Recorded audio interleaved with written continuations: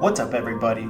Welcome to Solana Weekly. This is your host, Thomas, and I want to thank you for joining in. Let's take a dive into the latest trends, use cases, and people behind the incredible growth of the Solana ecosystem.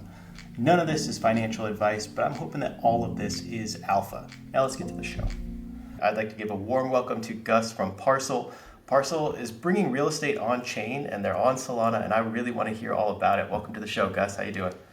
Thanks, Thomas. Excited to talk, definitely. Yeah, me too. You were just giving me a little bit of a demo before, getting me more excited about this. So I guess like when I introduced you just now, I said bringing real estate on chain. Is that really the case, or how do you describe that? Because it seems like there's a lot more to it than just that, right?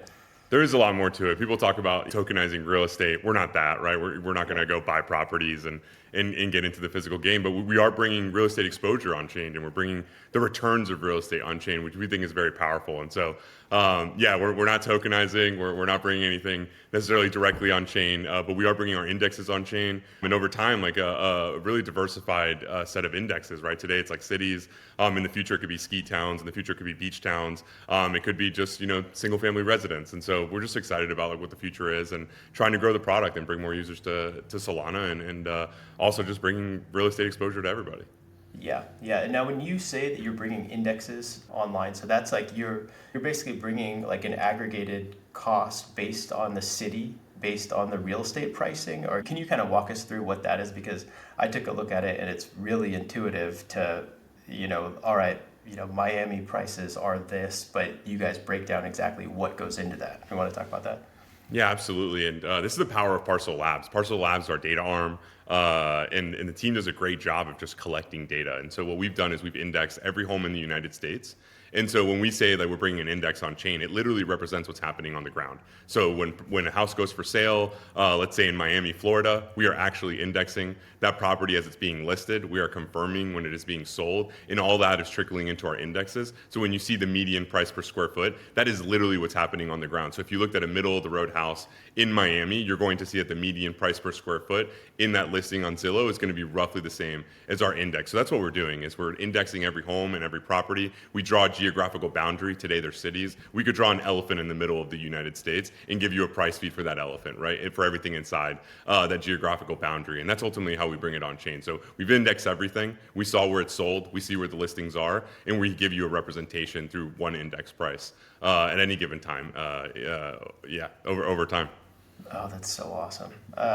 So is that, as a user, could I go on and just look at any specific city or any area at all, or is it blocked off to just the cities that you were talking about? Yeah, so on the Parcl Labs, so we have an API. Anyone can access it and pay for additional credits so that they can pull more and more data. But we have every metro, and so you can look at whether it's Pittsburgh City, the Pittsburgh metropolitan area. We have a ton of representation. Obviously, if you start getting into like really nuanced boundaries like Wichita, Kansas, or something, you may have to request that one for the team to do. But we have the data, and that's like the big thing is like whether or not we support it in the API, it's just one request away. But we literally have everywhere in the United States represented and can provide not just like the index data, but we can also provide a lot of supportive data, like what was the gross yield in Wichita, Kansas, and things like that as it's requested. But right now we focus on major metropolitan areas around the U.S. Awesome. Is that almost like a secondary side of the business where you can offer those feeds up to people that are looking to invest? Yeah. Yeah, absolutely. And so like we've seen a variety of clients, right? So like we've seen some public sector clients come in and request the data. We've also seen some private sector like funds, like investment funds, also utilizing the data for their own investment purposes. We've also have partnerships with Trueflation as they use some of our data for predicting inflation, just given that like housing cost is a major input on inflation. And so yeah, there's just a variety of users for Parcl Labs. Right now, it's like very oriented around like a technical user with the API. But like the team's consistently working on a dashboard, making that more graphically depicted so that people don't necessarily need to know how to use an API. And we're really excited. We're going to be publishing reports that are really institutional quality level reports, and that's going to be rolled out over the next coming months. And so just really excited what the roadmap looks like there for like from the data perspective. And we hope that trickles into like investment strategies to trade on Parcl or to invest on Parcl, I should say. Oh, that sounds good. That's awesome. So do you want to kind of walk me through like how you guys put this together? Like, is it because Parcel's been out for, is it a couple of years at this point? Or it started out, there was an NFT I think that started, and then you guys launched from there. You want to walk me through that? Yeah, definitely. So I think that the genesis story goes back to like our co-founders Trevor and Kellen. They were investment managers in a previous life. COVID strikes. They're living in New York and they're watching everybody move from New York to Miami. And just so obviously they're like, hey, like how do we benefit or like how do we financially like take a wager here and benefit from the fact that we are literally seeing everyone leave New York and going to Miami. And so like it was pretty clear how they could get long exposure to Miami. They just like go buy some property down there and go manage some property. Obviously that had its own complications as you very well know. But it was like the short exposure was very hard for them to even like figure out, or how do you even do this, right? And like people can go back to the Michael Burry 2008 like trade, and like people forget that like he wasn't actually betting against housing prices. He was actually betting against credit, right? And the fact that like if housing prices slowed down in their appreciation, the refinancing wouldn't be available. And so there really isn't a way to short real estate. And so like that's where like the genesis of Parcel, like how could we do it? Trevor starts going down the rabbit hole of like, okay, like what would we need to do? So approaches our now head of blockchain, so wanted to talk about like blockchain. How could we do this on blockchain? How would we design it? Obviously it was like very hypothetical at the time. We didn't really have anything, and that's where you get our other co-founder Jason. He's a data guy, was at Microsoft previously, and they start really like dabbling in and like figuring out like, okay, like where does this data sit? What do we actually need? How do we create these indexes? How do we make them tradable? And that really gets us to like the point where we're building like V1. And so V1 was just like very simplistic. We were trying to use like a MakerDAO type, CDP contract, where we thought we would just have like a token and whatnot, and really very much exploring. And then the HOA kind of pops up, and we had this opportunity to partner with the Sue Foundation, Indonecan Sue's foundation, former NFL player, Pro Bowler, Super Bowl winner also. And so there's this opportunity to raise funds via the HOA NFT and use those funds for a giveaway to pay someone's down payment for their home. And we partnered with the Sue Foundation to do that. So that's like the entrance of the HOA. We ship a V2, very low popularity. It had like some limitations around risk management. And so we really buckled down. We were working, one of our users was a hedge fund manager out of Australia, giving us a ton of feedback. And so we took a lot of this feedback from these few users we had, and that's how we get to V3, where we are today, which is a much more dynamic risk management platform. When you think of like comparisons, you can think of like a comparison as like synthetics, and that's really how we get to today. So now we feel like we have the risk management like levers that we need to kind of move forward and continue to tune this instrument to be long-term friendly for investors. And really that's the genesis story. It's like just a lot of hard work, all starting from like a real life thing. COVID's happening, people were leaving one city, moving to another, and really just trying to solve your own problem. It's like, hey, how do I get exposure to this? And then one problem leads to the other, and just continuing to solve. And I think like that's what we do best. Yeah, that sounds good. I live in California, so I kind of saw the same thing where people were leaving California, they're going to Texas, they're going to Florida, but somehow prices here just skyrocketed still. So I don't understand how that went, but yeah, I remember when I first heard about Parcel, it was like, hey, you can long and short cities. I was like, hey, that sounds hilarious. Like, let's check this out. And it like to figure out like all of the data that goes into that, right? That there is an immense amount of data that's going to go into that, right? So you say that you guys basically pull all the pricing information from every home that sells in the US at this point? I mean, literally. So like we have so many data sources, right? So like we're pulling from thousands of data points. But if I was like to boil it down, it's like every county record, right? Like you sell your home to me, that's going to sit in some county record. We have that. Listings information, there's listings information everywhere. In MLS records, we have that. I mean, we can even go down to like the mortgage bond portfolio. So where we can actually see like which homes were financed, what was the value of the financing, what was the credit profile of those buyers. And so we have a tremendous amount of data. We've obviously boiled it down to indexes for the purposes of, real estate investing, longing and shorting. But really we can kind of get pretty deep on this, right? And so we want to really, find that product market fit that like suits many large groups of investors, but we can really begin to dabble into, a bunch of different, what I believe to be like really interesting areas of like the credit profile of buyers and things like that. But yeah, I mean, the longing and shorting, I think like that's the most unique piece is like the fact that people can't actually short real estate is like to me is a massive problem, right? Like what makes like stock market so efficient? It's the fact that there's two-way flow, right? Like if you believe stocks should go down, there's a way to express that view. If you believe stocks should go up, there's a way to express that view. And some people might feel like that's too much volatility or the stock market can like go down very aggressively. There are many reasons why the stock market goes up and down very quickly. But it creates a very efficient market when people can actually express views both up and down. And today, because everything is up, right, you get mispricings, right? Like should San Francisco be so severely mispriced relative to rent, right? Like it's no brainer that people in San Francisco should be renting, right? Why? Because it costs you like 4x more to own the property that you're actually renting on a monthly basis. And so from our perspective, if you have this like balanced market where people can actually cover their own risk, there's no necessity to panic, to buy a market. They can just get long and hold their savings in that market as it appreciates or even as it stalls, right? And such that like once they have the capital to go buy a proper home or something, I believe that's a fantastic use case for Parcel in the future. It's like, hey, like I'm saving to buy a home in Orlando, Florida. I should be basically putting a percentage of my savings in that market such that if that market begins to run away from me, my savings are tracking that return profile. And so that's really where I think that they're so powerful. There's so many ways, the landlord can hedge their property value or lock in the gains. I bought, my home for, 3 raspberries, 70 years ago or something. And you know what I mean? I'm up, it's going to be my retirement. It's $1 million property. I should be able to hedge some of that and lock that in. And so I think there's a variety of use cases where long and short exposure in real estate is really useful, but I think it's just a necessity for efficient markets. And we see that all over the place with crude oil, stocks, bonds. So it's just like a natural progression, I think, in the asset class going from very illiquid to liquid.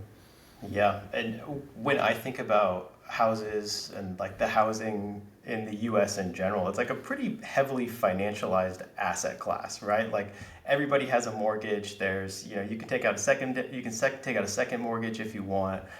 There's like reverse mortgages. There's all these different things that people can do, but it's like, it's not, I guess it's not like that advanced when it comes to financial, like comparatively to other markets, right? And that's where you guys come in.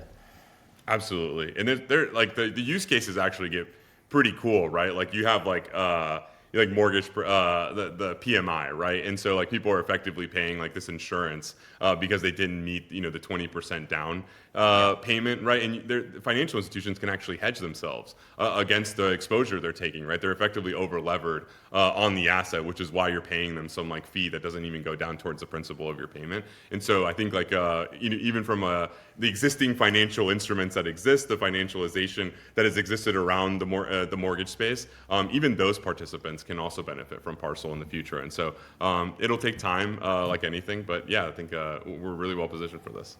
Yeah, I think so too. One use case that like sticks in my mind when you guys were first coming out was there was a guy on Twitter and his wife had forced him to buy a house in Chicago, like in a bad area of Chicago, and he's like, we put all of our like hard-earned savings into this money or into this house, and I know that the value of it's going to go down. So I bought the place, made my wife happy, and then I shorted Chicago on Parcel. So if the money goes down, I'm hedged, and I'm not going to lose my life savings. I was like, all right, that makes sense. 100%. I mean, that's it. Especially if you're put in a position where you kind of have to make an emotional decision. I think that's like one of the interesting parts, right? When buying a home for shelter, there's a lot of emotion that goes into that. So like if you want to make that emotional decision, you can also make it an investment decision by also using Parcel to either hedge yourself or maybe you lucked into a really good investment and it turns out to work out well for you. But I think Parcel can definitely defend from like those emotional decisions that we just we want to live in a beautiful place. Sometimes a beautiful place costs more than it's worth, and it doesn't necessarily have to be a bad financial decision to feel good about the place that you're living in. Yeah. Well, and that's something else that people don't really tell you about, right? It's like it's your biggest it's the biggest investment that most people are making, right? And everybody just assumes that the real estate market's going to go up in 30 years, so it's a great bet, right? But that's not always the case at all, right? Like you're not always going to be selling at the top of a market. You're not going to be able to time the market perfectly. So it is, not the perfect asset like everybody treats it as, right?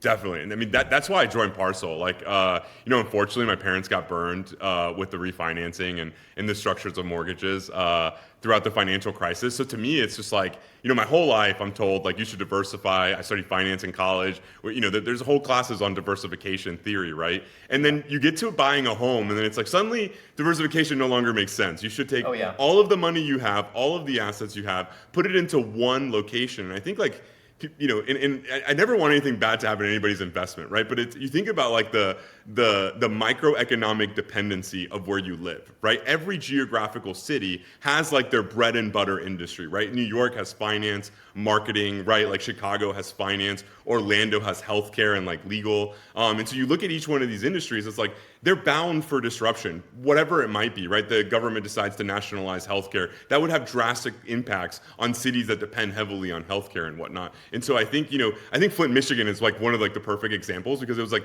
that was like a prime middle class growing community because of the labor force that was there and the corporations that were there utilizing that labor force, right? They choose to move those factories away from Flint, Michigan, and suddenly it turns into like a lower class, like, community, and like suddenly those investments are no longer like viable. And so from my perspective, it's like, very interesting that we're told like diversification, diversify. When buying a house, it's okay. It's the American dream. You should put all of your assets in there and just blindly like have faith in what's going on. And so from my perspective, I do think people should, seek to own their homes for shelter, but do the math whether it makes sense to rent or buy. Because I think the idea that like, hey, you're just paying someone else's mortgage, that's only sometimes true, right? And we were doing the math on San Francisco and like what the performance was over the last like 5 years. You'd be down 10% on the asset, but because you finance this very expensive home, and then you look at the gross yield of what you make in on rent, you have like these huge negative cash outflows every year just because you're having to make up if you're renting out that property for the rent, right? And so the returns are actually very bad for the investor and very good for the renter because you didn't have to go pay that mortgage or do anything like that. And so I do think that like, whether it's financial literacy or whatnot, the fact that we're told to diversify, but buying a house is an exception, I think is not true. And I think, hopefully we learn over time and I'll die on this hill. I think Parcel's positioned to help educate people in that regard and get them the exposure they want without the hassle. And I think like back to me selling what we're doing here naturally, but I don't think people need to be like lack diversification in their finances just because they want to buy a home or because they want to invest in property. And so it really goes down back to that. And to me, it was a no-brainer. It's like liquid real estate. I was like, tell me more. And that's really how I jumped on. It was just like, to me, it was a no-brainer. We hadn't really built anything at that point, and it's been a fun exploration to kind of figure out how do we get people this exposure, and also let them, buy properties if that's what they want to do. Yeah, definitely.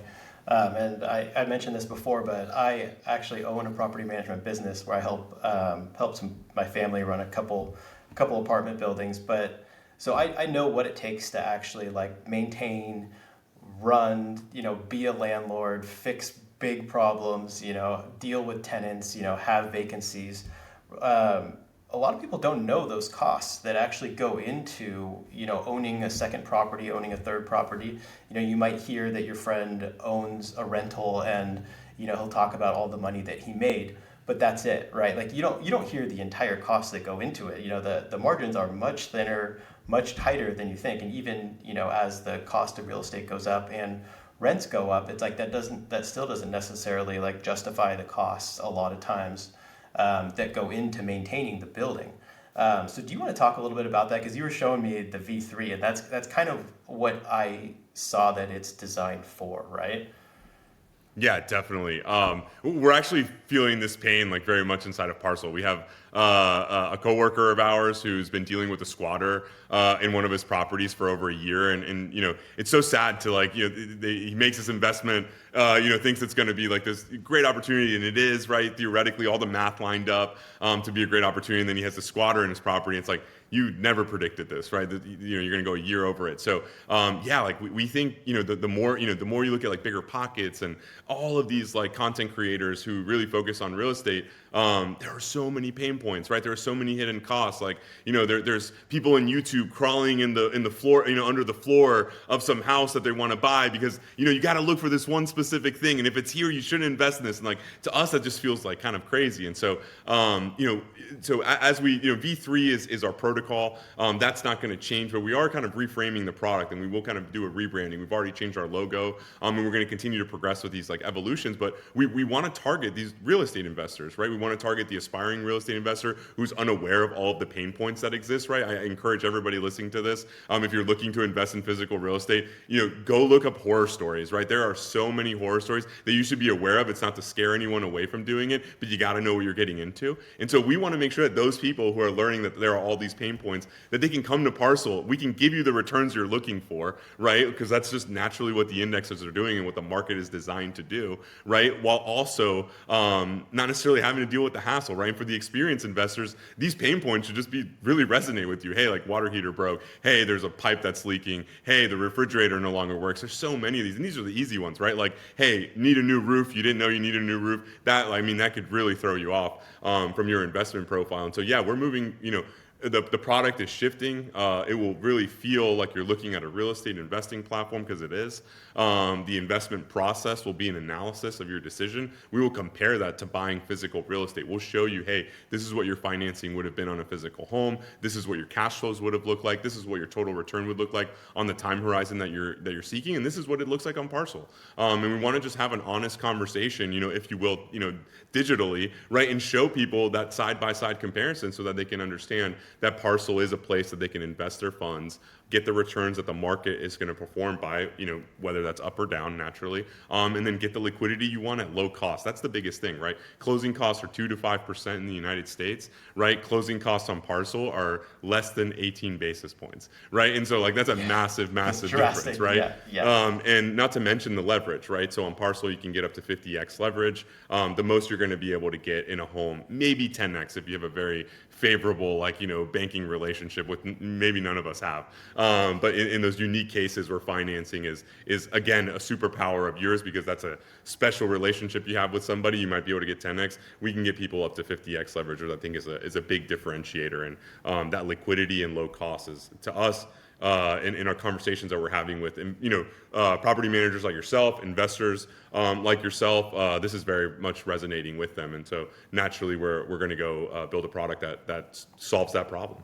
Yeah, and a lot of those are you can't really plan for a lot of those costs, right? Like the way to do it is you just have a big savings in case anything does come up. Like you mentioned, your coworker had a squatter at their place during COVID. Especially in California, like we have really good tenant rules in California. There's good tenant rules, in general in the U.S., but a lot stricter in California. But you couldn't actually evict anyone during COVID, right? I think that was a mandate or something that was pushed down. So we had a tenant that stayed in an apartment for over a year and a half and paid zero rent for that, and we couldn't kick her out. We couldn't, we had a lawyer that we went through everything, right? So we paid the lawyer, didn't pay that. We ended up getting paid some back through the state. But I mean, a year and a half of no rent is a year and a half of no rent, right? That was, one of 4 units for that building. So that building was not profitable for those 2 years, basically, right? Where that's a sunk cost that, we couldn't have planned for, right? That's something that came up out of nowhere that would be like a pretty good use case for Parcl, right? That's exactly what you're avoiding, right? Yeah, or not necessarily avoiding, but you're not, you wouldn't have that if you were invested in Parcl versus, your own building, right? Definitely. I mean, no one's modeling a year and a half of vacancy, right? Yeah. You may model a few months in any given year because your tenant moved out and you can't find another tenant. But I mean, nobody models, hey, a full year and a half of vacancy. And I think when you consider the average holding period for a real estate investor of 5 to 7 years, a year and a half just blows up the return profile of that investment, right? And so, I have a ton of empathy for you because naturally we want people to be protected from a tenant perspective. You don't want these predatory landlords to be jacking up rents for people, but at the same time, it is your investment, right? And you also want to make sure that you're being treated fairly. So definitely just a tough situation. And sadly, it's happening all over the country, right? And whether it's squatters or you could have a great tenant and just have unforeseen things happen to the house, right? That could be taking away from the cash flow from that tenant as well. And I think people just experience a variety of problems like that. Yeah, and it's especially weird in California too, right? Because the real estate's like extremely expensive. The rates are, historically pretty high right now. So it's a weird market where it's like houses aren't really moving around here that much, right? Like I think I saw something where it's like a historical like low for actual like house sales. Are you guys seeing that in the data too? Yeah, absolutely. I mean, you're seeing it mostly like in those markets that like saw a ton of appreciations, like Florida seems to be like you'll notice like tons of like apocalyptic like tweets out there about like what's going on in Florida. I mean, you're certainly seeing a spike in supply. Like some people do want to get out, whether that's for like bad financial situations or not. It's like kind of unclear at the moment, but you're definitely seeing like more supply, less demand in a lot of these markets. And then you have like these markets that are like basically saturated with like these institutional investors. Like I hate saying BlackRock, but there's a variety of them, right? Like we shouldn't target BlackRock specifically because they're not the only one. But like Atlanta, Charlotte, Phoenix, Tampa, Florida are like markets that were just gobbled up by institutions, and like turns out they're all trying to get out at the same time, and so that adds to the supply and the demand is low because of interest rates. And just because interest rates drop doesn't necessarily mean demand's going to pick up. And so I think that's the thing that everybody's kind of observing right now, just generally, is like, hey, like we're seeing the 10-year yield, like not necessarily like massive lows, but certainly lower than it's been. 30-year mortgage is not the lowest it's been, but it's lowest it's been recently, and not necessarily seeing a pickup in demand. So I think like that's going to be interesting to kind of look out for, because there's a lot of institutions, right? Like they probably want some of their balance sheet back. And so like what's that going to what's that going to do to like the one, housing prices, and two, like if we think housing prices are going to go down, just like Japan having like deflationary experiences, like people didn't spend money. You know what I mean? And if Yeah. people aren't spending money, you just like exacerbate the move, right? And so it should be pretty interesting, good or bad. I think experiences are neither, right? They're just kind of happening, and I think it's for us to observe and learn from. And so I think the next couple of years will be really interesting. Yeah, they will. Yeah, we looked at moving, I don't know, it was like a year ago, and like based on the rates and like the current value of houses, like for us to buy the same valued house with like the increase in rates and everything, it was going to be twice as much for the mortgage. So we just looked at that, we're like, nope, we'll just stay here, we're happy. So I feel like that's what we're seeing in the market a lot of, right? Like if you don't have to move, you're not moving, right? Definitely. I think JP Morgan like said something. It was something like late last year. I forgot what the term that they used. It was like shadow supply. It was like, hey, there are all these boomers in their house, right? Like when they look at downsizing, well, the downsizing is the same as their current mortgage. So like, why would they leave? And so it is pretty interesting, because if you do get some like drop in rates, and like that may just add to the supply, and like these boomers may not get the return that they thought they were going to get, whether it be for retirement or for the downsizing. And so it is interesting, right? My folks are kind of in that category a little bit, and they're kind of in the same boat. And so it hits home a little bit when you see it, right, and like hear about it. So it'll be really interesting to kind of see what happens. But we were one of those people that like families that like we decided like to leave California and go to Florida. And so these are like where my roots are. But yeah, so definitely just seen a lot of different things kind of happen, and yeah, just be really interesting. Yeah, yeah. No, I feel like a lot of people made that move to Florida. The price of housing in Florida like doubled across the board, and now it's kind of like hanging on there, right? Yeah, for sure. I mean, like you're seeing it everywhere. I think like folks should, if they want to kind of get a really good update or like get updates on Florida, Nick Early on Twitter, like he's all over it. He's like Oh yeah. driving around Florida. I believe he just we actually have a close relationship with him. Parcl does, and he just moved to Tampa. Like he like literally decided to like uproot himself and go to where like the action's happening. So he's like on the ground. He's like going to houses that are being foreclosed on, and so and he's got a great platform for data as well. And so it's really cool to kind of see people like on the ground and like seeing what's happening, because we see the aggregate view, and it's very interesting to see the aggregate view. But it's a whole nother thing when like you can see the pictures on Zillow and swipe through and like see the price cuts. Yeah. We see the aggregate price cuts, and they're pretty heavy. But to see it on a house that was like previously sold at a 600K, and now they're cutting the price down to 450, it's like, man, somebody's gonna eat that. That sucks. You know Yeah. what I mean? That definitely sucks. Yeah. Yeah, the houses definitely. I feel like housing has like a lot of similarities to NFTs. There's like you have like your community near around you. So if somebody kind of lowballs it and sells it for low, like the whole price goes lower and everybody gets kind of mad at them. But they're a lot less liquid, right? Like if you sell a house, like it could sell in a day, but it could sell in 6 months to a year, and you might have to bring that price down. Like, there's no like guarantee for any of that. Where that's not how like it's not even how I think of the house, right? The way it is like, oh, I could go on Zillow and it's my house is estimated for this much, so that's how much it's worth. And if I wanted to sell it, I could sell it for that today. Where it's like that's actually like very far from reality, right? Yeah, definitely. And the same thing. Like if you look at homes above $1 million, right? Like they're kind of holding price a lot better than like your median home, which is Yeah. what we naturally track. And so NFT world, blue chip tokens, you name it. It's like the experience is much different if you're holding a blue chip NFT or a blue chip token. Although obviously the last couple of months has been pretty rough. But it's like you see less of the volatility versus holding something that not everybody knows about, not everybody's willing to sweep the floor on. And so yeah, it's definitely I can see the analogy, right? One is Yeah. much more liquid, so you get the faster movement, but 10% price cut, 10% price cut on anything is a lot. Yeah. Yeah. Oh, that definitely is. That definitely is. Cool. So let's see. So when you're bringing these price feeds on, like, is that hard, was that hard to get a hold of all that data, like that you guys are using? You said you're using like county records, all like the listing datas from the MLS. Like, is that hard to aggregate all that data? And do you guys use something like Pith to squish those numbers together to give them to us, or how does that work? Yeah, so getting the data was extremely challenging, right? Oh, was it?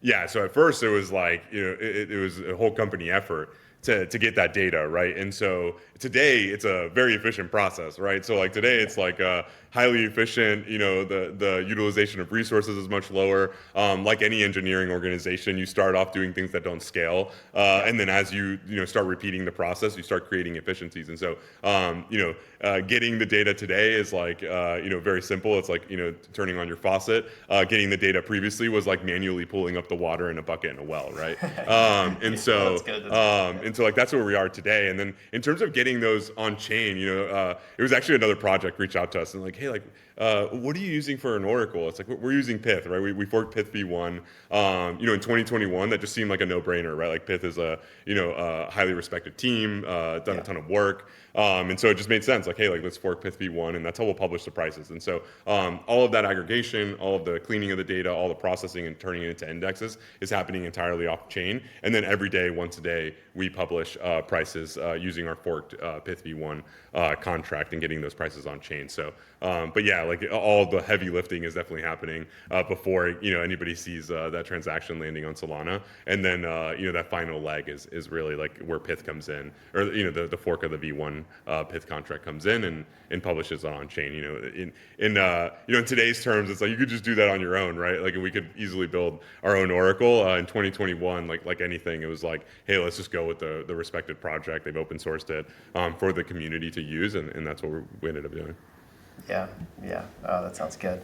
That sounds good. Yeah, definitely hard to get all that data together on chain. I feel like that's something that like crypto is really good at. At least it seems like it is taking like data feeds and like crushing them together into something that you can bet on. Definitely. I think like anything, how fast is price update, on like the New York Stock Exchange, it's like microseconds, right? And so it's Yeah, like extremely fast. And so, Solana's fast, right? But, block time is still, 450 milliseconds or so, right? And so, which is eternity in like, arbitrage terms. And so, yeah, I think everybody's doing a really good job at like trying to figure out like, how to deal with that kind of latency, right? Because like Solana is super fast on a relative basis, but publishing prices and updating prices is slow, very slow. And so it is pretty interesting to, everybody's doing a great job of getting the data on chain. People can speculate and bet on these things, and everyone's dealing with the latency in different ways, right? Like I think like the Jupiter team has kind of created their own oracles. Drift has their own like execution engine. I think that they've done a great job as well. I love reading their docs. Shout out to them. And so I think like that's the challenge, right? It's like we can get data on chain, right? The velocity at which we get data on chain is dependent on like block validation times. And then the question is like, is it important that it happens super quickly, or does it matter if it's not super quick? In our case, because we have prices once a day and the protocol locks up during that price update, it's not a big deal, right? But when you look at like token markets or something like that, that's like hyper volatile, right? Like that volatility in 450 milliseconds is a lot, right? And so, that's eternity, and so that does create vulnerabilities. And so, I think that like those are the good problems, right? It's like, hey, there's so many people over here. There's so much demand for what we're doing that like, now we need to make things even faster. And I think like, the Anza team's doing a great job. We'll see what Firedancer ends up like doing for like, enabling, more speed or at least faster block times. And so, yeah, it's just interesting time to be here, right? Because I think there's a lot of like positive things going on, introducing new challenges.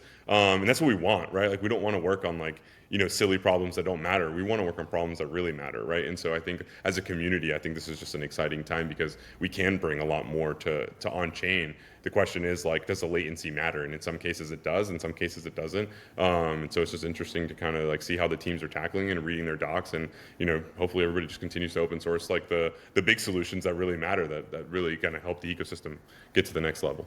Yeah. Is that something that you would like say that they got block times down to a lot like shorter time? Is that something that you guys would release, like rather than lock the price for the whole day, like release like live pricing, or would that just be too crazy to deal with? For us, it doesn't really matter because we update prices once a day, right? And so like, it's not like you're going to get the price, somewhere else and get it before we can publish it on chain. And so for Parcel's like very specific use case, like block validation times going to say 100 milliseconds won't really matter. I think you'll see it really matter for like teams like Jupiter or Drift, because that latency is like a little bit of a not to say that they're not competitive, but it's very, puts them in a position that's very challenging relative to like a Hyperliquid or, your centralized exchanges. And so I very much think it depends on the asset, the velocity of the asset, and the continuous price of that asset. So we have no continuous price, right? The continuous price action is just based on like market conditions, but the price update's only once a day. And so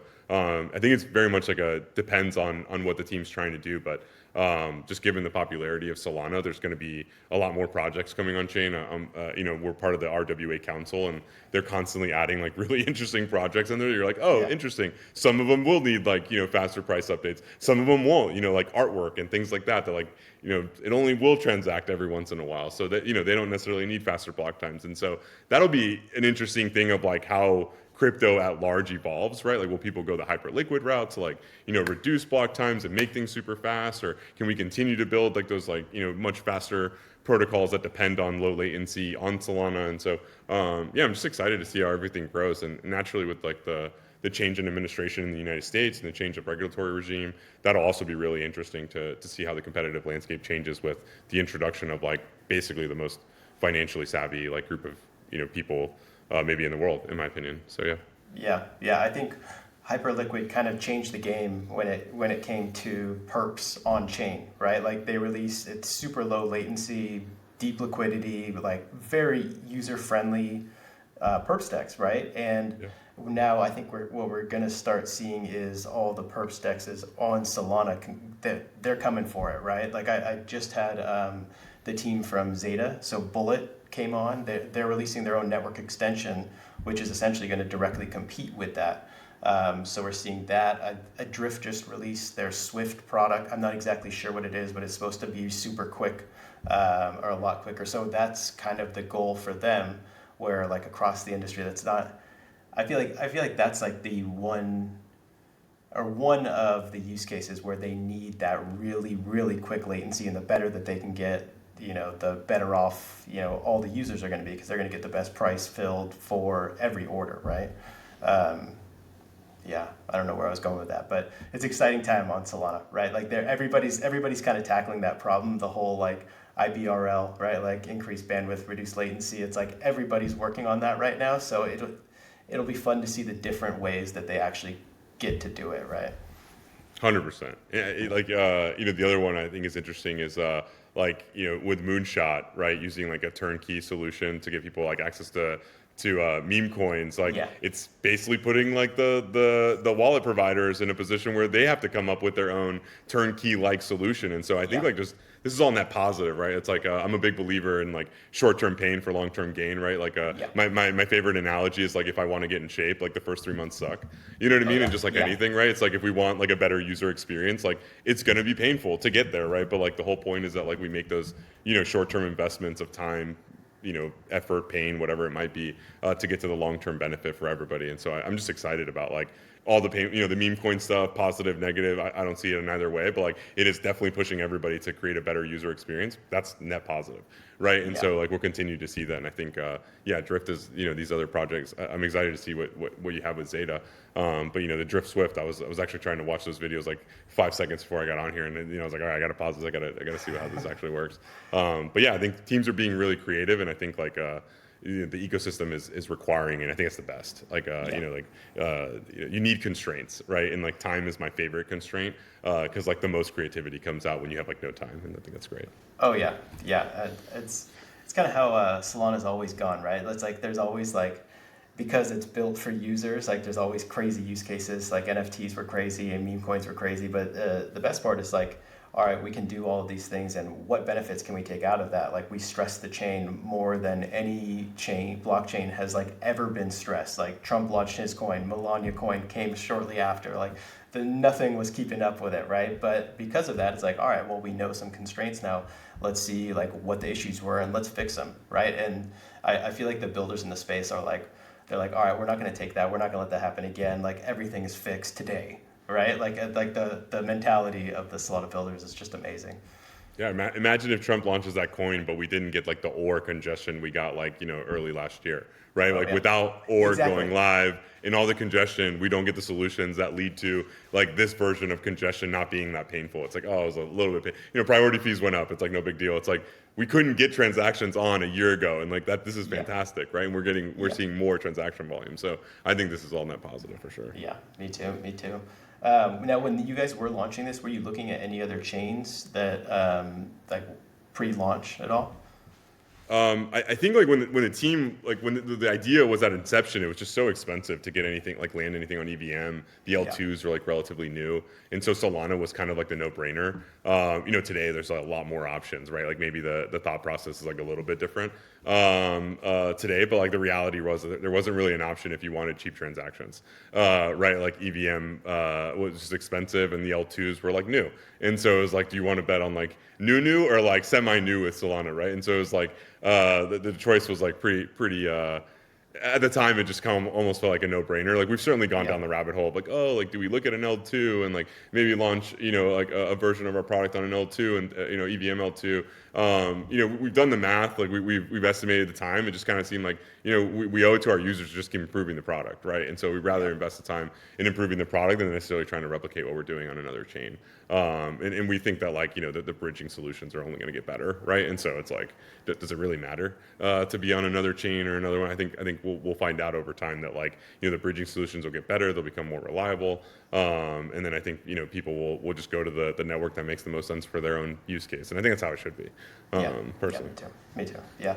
Um, one question I wanted to ask is like, how is the real estate community responding to you guys doing this and doing it all on chain, right? And I ask this because like I have a bunch of realtor friends, and they're all like pretty degenerate, right? Like they all have XRP, they all like know blockchain already, and like they understand a lot of it pretty like intuitively. Is that what you're seeing too, or how is that going? Yeah, I think like for us, it was very hard to have conversations with folks in real estate, right? I think like the hardest one was like, hey, what is Parcl? And it's like, oh, it's a synthetic derivative. It's like, what's that? Yeah, yeah, Right? And so like, I think that was the hardest part, is like just having a genuine conversation about being able to speculate on real estate. It almost yeah, sounded like too good to be true. And we actually had a conversation with a user of Parcl that owned a bunch of commercial real estate. So it was like your friends, right? It was like they're like slash, they're degen slash like very much like traditional, investor. and we're having a conversation, and just like what we do, we just talk to our users as much as we can. And he's like, why don't you use words that like are used in real estate? Like, why do you say this or why do you say that? And like, why don't you just show me what my cash on cash return is, which is a frequently used term in real estate. And it's just like that really sparked the light bulb. And so like when we think about like the reframe or like the rebrand of our product, that's really the genesis of it. Is we were having conversations with people. It was as painful as me trying to go buy a property and running it out to people. You know what I mean? It was like, I'm trying to convince them to use like our terminology. We're trying to like get them to like, convert, right? And the reality is like, we have to convert to them, right? And I think this is just true in crypto generally. It's like, if you have a use case you're trying to serve, right? It should mirror the real world, right? And like, I think that's so important that like, we want to be innovative and whatnot, but until we mirror everything that's currently happening on old archaic technology rails and all of this, like the people who will only trust one thing won't convert, right? And so from our perspective, it's like, what does convert even mean? We should convert to them, right? It should be like, it shouldn't matter what rails it's using. They shouldn't even know.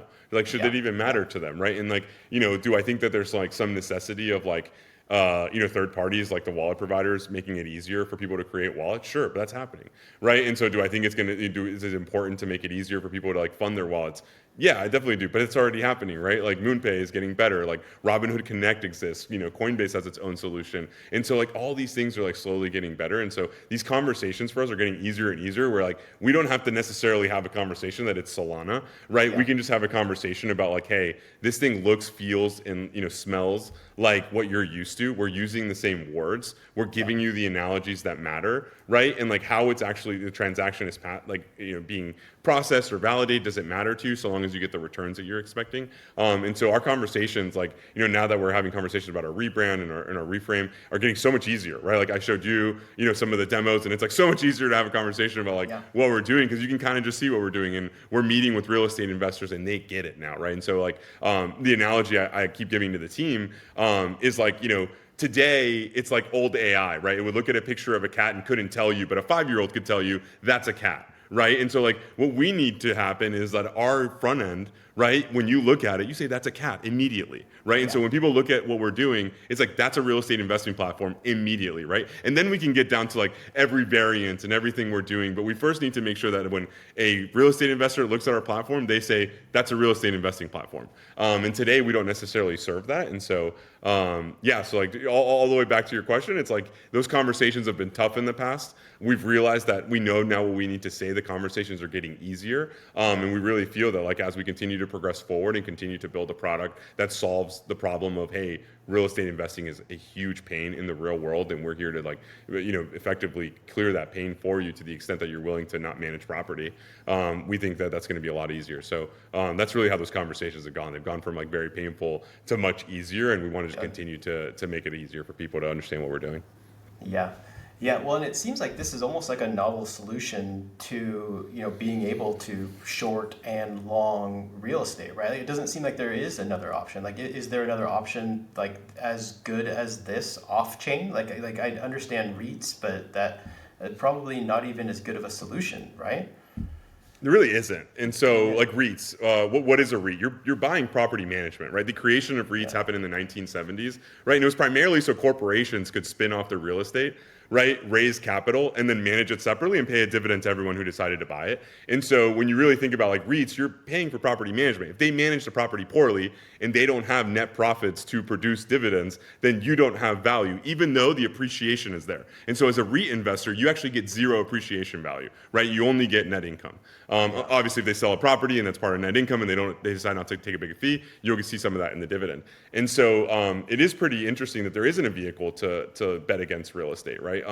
And so we feel like that's like a very clear and obvious opportunity. And like with fractional ownership, like there's a lot more people getting long exposure to real estate that like probably want to hedge themselves because their platform may not necessarily be buying the exposure off of them. Like, hey, you own 1/10 of a house and you want out, and the platform you're using isn't willing to buy it off you. What do? You know what I mean? Like you're just stuck and you don't have access to any funds. And so, I think that's right. There's no other option to betting against real estate. And again, I love reminding people because it's like, REITs are property management. Owning property is property management, right? Like syndication is property management. management. And then, Michael Burry bet against real estate prices. No, he bet against credit, right? He bet against people being able to pay once the ARM or the adjustable rate kicked in and they weren't able to refinance. And I think that's something that it's just a misconception, right? The movie did a great job of portraying everything, except making it very clear that he was betting against the credit, not the actual houses. It just turned out that it ended up working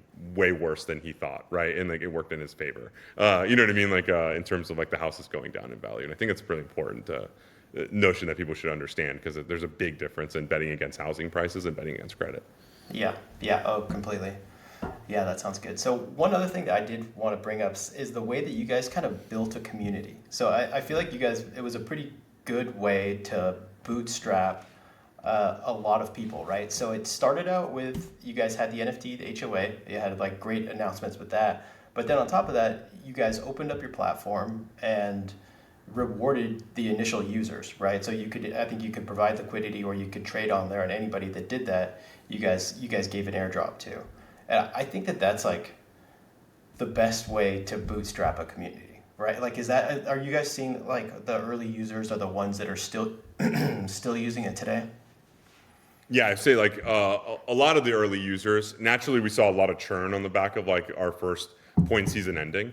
Yeah. And I think absolutely, I think incentivizing people to participate and take part in what you're doing is, it's the oldest thing ever, right? I've worked at other, successful, fintech companies, that you might have heard of. We used incentive programs and did them very well. And so I think incentive programs are a great way to bootstrap a community and grow the community. I think it's very important to make sure that your incentive program aligns with organic behavior. I think that's something that we've learned over time, that maybe we weren't incentivizing the most organic behavior. We've made adjustments to that over the last year, I guess almost a year and a half now. And so I think those are the big learnings for us, is we love the way we bootstrapped it. We've gotten to know a lot of community members that are fantastic, that are huge contributors to even just thought leadership within our Discord, right? And we have conversations with them, really giving us great ideas on how to move forward. And so we're definitely super grateful to our community and the way we grew it. And there's learnings there, and some of those learnings are, we wish we would have done maybe a little bit more organic behavior, what organic means, and and learning through that. And so I think for anybody looking to open up an incentive program or anything like that, it's just go through the idea maze and really understand what is the behavior you're wanting to create. Make sure you don't over incentivize it such that it's basically inorganic, even though it's what you want people to do. And I think we've learned a ton from it, and are so grateful to the community that's stuck around and continues to participate on Parcl today. And we're working hard to make the product better for them. Yeah, I feel like I've been hearing more, seeing more people talking it's just farmers farming an airdrop, where it's you're not seeing the other side of that. It's you're actually you're getting users to use your platform, and the ones where it makes the most sense to, they're going to be sticking around, right? That's the best advertisement you can do. If they're using it and they're liking it, it's they're going to keep using it, right? Yeah, 100%. I mean, are there farmers? For sure. You know what I mean? And it's up to the team to figure out how to make the incentive such that farming is good for everybody, right? And that's just reality, right? And so I think people can say what they want, growing is growing. It's up to the team to solve the problem of turning that growth into something meaningful, to move the community forward and to move the team forward, and to continue to add value, right? And so, we could put up a mirror for everybody anytime they want to blame their community for anything. You know what I mean? I'm happy to do it. I do it for myself all the time when, you know what I mean? It's when the going gets tough, it's the problem's usually in the mirror. You know what I mean? Yeah. And the solution is also in the mirror, right? And so, for us, it's been tough, and we've had to have some tough conversations, and we've dealt with adversity with our own community and the incentive programs. I think one of the toughest ones was you look at the returns for the incentive program, and they were outstanding from our perspective, but some people expected things that were way higher and astronomical, and so you know what I mean? That came with a lot of tough feedback, right? And so we take that feedback, we listen to folks, and we understand folks, and we continue to do things that we think benefit everyone. And I think that's the key, and we're doing our best, and we're just grateful to still be sticking around, honestly. I think a lot of great teams are no longer with us, you know what I mean? And so super grateful to keep stay in the battle, you know what I mean? And still be able to keep chipping away at trying to grow this thing. Yeah, definitely. When you think of all right, we've hit product market fit, are you guys seeing okay, we're seeing people wanting to invest in real estate, as like a starter for this, or what are you guys seeing the most use of your platform for, if that makes sense? Yeah, I mean, I think like right now, like people are, it's very short-term oriented, right? So like most of the trading it's really trading, right? And so like people are trading on like 1 to 2 day basis. I think median holding period is like roughly 3.5 days, which is like fine. But as we continue to evolve forward, we certainly think that like the holding period needs to get a little longer, right? And if we like, Yeah. my one of the analogies I use is like, if the average holding period for a real estate investor in the real world is 5 to 7 years, and we're 10x more liquid, which we believe we're like 100 times more liquid, but let's just say 10x more liquid for now. That's like 6 to 9 months of holding period, right? And so we think that like organic, like product market fit type behavior means that people are holding positions longer over time, right? And we're certainly exploring ways to continue to incentivize that and ensure that like the tuning of the perpetual futures contract itself is conducive to that, right? And so we've been like talking to people in the community, who are giving us like great feedback and trying to work that. So like that's really what we're working towards today is like, do we think we have some product market fit? Certainly, people like what they're doing, they like the platform, but you know what I mean? Is it product market fit if somebody's only trading 1 to 2, 2 to 3 day moves in real estate? Probably not, right? And they can capture a much larger move. And so it's up to us to continue to tune the instrument, work with the community and find that balance of like enabling a longer term investor who does want to hold a position for a year, 2 years in a liquid manner. And so we're definitely working very hard towards that. Yeah, that's something that I want to see more of in general. Like, I feel like a lot of retail came to Solana for meme coins, and the average meme coin is less than a day, right? So I feel like a lot of them came, maybe some of them made money, took it off. A lot of them probably lost money, and they're not coming back. What I think is going to take us to the next level is platforms like yours, where it's like, hey, real estate has historically been a fantastic asset to own. Like, why not put some money into, like a small percentage of your portfolio into like one of the best like traditional assets that you can in a better way than you could in the real world, right? So I'd like to see more of that because I want people to stay around, right? Like we don't want people to come and just turn around. We want people to come, use platforms that they like and invest in things that are going to stick around, like your platform. Yeah, definitely. And I think like, I think some of these things just take time, right? Like the fintech I was at is like, one of the fastest growing ever. And, like our median age per user just went up every year that passed, right? And like their behavior would change every year that passed, right? And so I think naturally like something similar will happen. When you think about like just the financial industry at large over the last like 250 years, right? Highly inaccessible, right? So all of like the behavior was highly predictable. And like now we live in a day and age where like a 17-year-old, you know what I mean? You name it around the world can just like jump on and like, own some meme coin, right? And so like their time horizon is going to drift, right? To being just shorter term. Like I never thought about what, post-college would be like, when I was 17, right? And so I think naturally, like it's going to just take time. And I think it's up to us to just like, keep building, keep thinking long-term. And folks will stick around. They'll keep coming back, right? I believe it's kind of like a well, right? And so like, it was NFTs, we can't actually see who's coming back because they'll just spin up a different wallet, right? But like, I would bet that a lot of the people who came back from meme coins were probably NFT people as well, right? And I think like, it'll keep taking these like really innovative ideas, and revolutions of just like what happens when money can move quickly, right? And like, that's never happened before in the history of the world, right? And I think like, I think sometimes we take that for granted at like, we think that like crypto is like, using Robinhood or something, you know what I mean? It's really not, right? Like Robinhood has, like friction all over the place, right? And so like crypto does not. It's like money's moving faster than it's ever moved before. If you wanted to take money to a different country, you literally had to put it in a duffel bag at some point, right? And so, I think that's a big differentiator. And so we'll keep seeing people come back. I think their time horizons will grow as they start thinking a little bit more long term. And we just need to keep providing things that have long term prospective returns. And I think that's like the biggest thing. It's like, people looking for the quick flip or whatever, that's always existed, right? Like it's existed in real estate, it exists everywhere. And so I think, we just got to keep building for the long term, and then folks will keep sticking around once they realize like, maybe Bitcoin is like the S&P and you should just like keep dollar cost averaging into it. That's not investment advice. That's just, something that people may be thinking about, right? Because they don't have access to the S&P. And I think like, if we keep thinking long term and we keep building long term, I think it'll just continue to attract the right people, right? And I think it won't take long before people don't even notice which chain they're on. I think that's a big deal. I think it's coming much quicker than anybody's willing to bet on.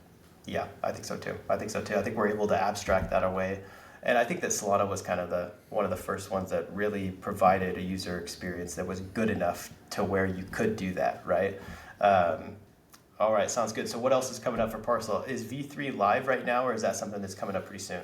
Yeah. V3, the protocol has been live, for a year and 6 months. Now, the protocol itself won't change. The front end is being worked on. We're hoping to launch that within like the next like month to like 5 weeks out. For anybody who's like, oh my gosh, what's going to happen to the old one? It'll actually be live. We're not going to change like the old platform. They'll be running side by side for folks who just love the current trading platform. But that reframing is taking place. We're working really hard. We're having conversations with real estate investors all over the country and around the world. And so we're just excited to get that out to folks. On the Parcl Labs front, the team's doing a fantastic job of getting reports out. People will be able to use these reports in the investing platform. So we're just excited about finding that overlap between our Parcl Labs data, the effort that our team is doing, and getting that to investors to be able to invest in, right, and take a view. So we're just excited to really move forward and continue to attract our crypto native user, while also trying to attract these like Web2 users that we need to convert. And so we're just excited about the prospect of in a challenge, right? It's going to be a challenge, and I'm excited for that challenge. We're just super excited to keep moving forward and just keep bringing people onto Solana, whether they consciously know it or not. I think Moonshot did a great job of this. Like, they didn't say Solana once anywhere. You know what I mean? And like, they onboarded a ton of users, and we want to do the same thing where we're onboarding people. Do they need to know it's Solana or not? No. Is it still net additive to the community? Absolutely. Is it net additive to the Solana community at large? Absolutely. And I think that's what we're focused on, and we're focused on growing. And so just excited, really excited for the challenge, really excited for the opportunity. Yeah, that sounds good. I'm excited for you guys too. I'm gonna log on, check it out right now. You say the reports for the labs can you just access those on the site, or do you have to kind of pay for those? Yeah, so all of that is sitting on Parcl Labs. So the reports will be launched in the next coming weeks on the Parcl Labs dashboard. So parcllabs.com, you'll be able to log in, sign up, and you'll be able to see the reports. Yes, and then over time, we will be able to show the reports on the actual investing platform. So for users, they'll be able to log in. So if they want to trade Pittsburgh, they can get like the latest report on Pittsburgh and see what's going on the ground, and get like a better time horizon as to when those inflection points may happen. If you look at like any chart for any city on a 5-year time horizon, you see these cyclical patterns that take place, whether that be summer, winter, or what have you. And we want to couple that with data and help people kind of make those informed decisions, because they don't necessarily repeat themselves. They just look similar. And so just excited to kind of, basically find that overlap between our existing user base and then the Parcl Labs user base, and enabling everybody to get real estate exposure. No, that's awesome. That's awesome. Sounds good. Well, I love what you guys are doing. Love what you're building. Thank you so much for your time here. And I'm gonna keep checking out this platform. I'm gonna learn a little bit more myself, and really appreciate it. Love that. Thank you for your time. Appreciate it.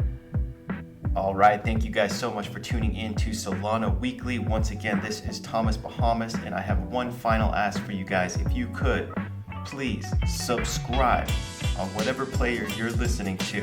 You could leave a review. That would be amazing. If you want to shill me your bags, work for them. Really appreciate it.